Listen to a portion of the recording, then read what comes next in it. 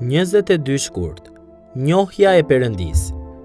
Ata nuk do të mësojnë se cili të afërmin e vetë dhe se cili vëllan e vetë duke thënë: Njihni Zotin, sepse të gjithë do të më njohin, nga më i vogli e deri te më i madhi, thotë Zoti.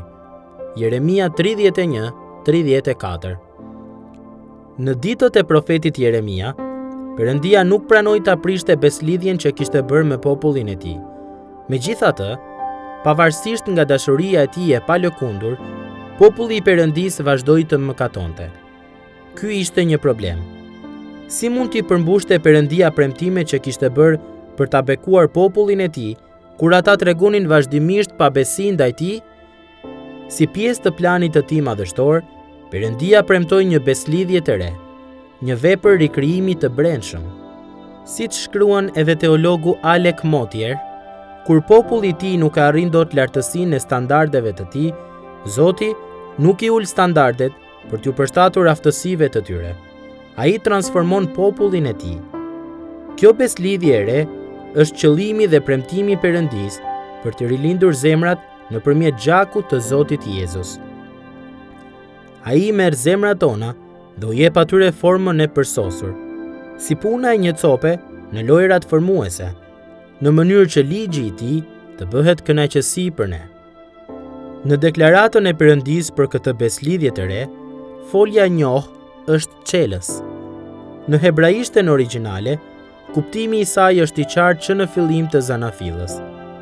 Thënia e drejtë për drejtë se Adami njohu gruan e tij dhe ata lindën fëmijë, Zanafilla 4:1, tregon nivelin e intimitetit që përcjell kjo fjalë. Perëndia po thotë se, kur populli i tij të arrijë ta kuptojë dashurinë e tij, ata nuk do të bëjnë thjesht studime biblike nga larg. Ata do të jenë njerëz që e njohin vërtet Perëndin.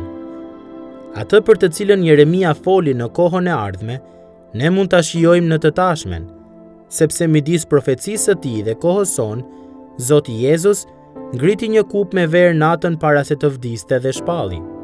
Kjo kup është beslidhja e re në gjakun tim që derdhet për ju. Luka 22:20.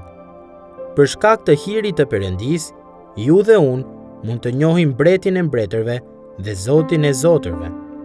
Jo vetëm kaq, por ai e di edhe emrin e secilit prej nesh, individualisht. Ai di nevojat tona dhe është i përkushtuar ndaj mirëqenies sonë.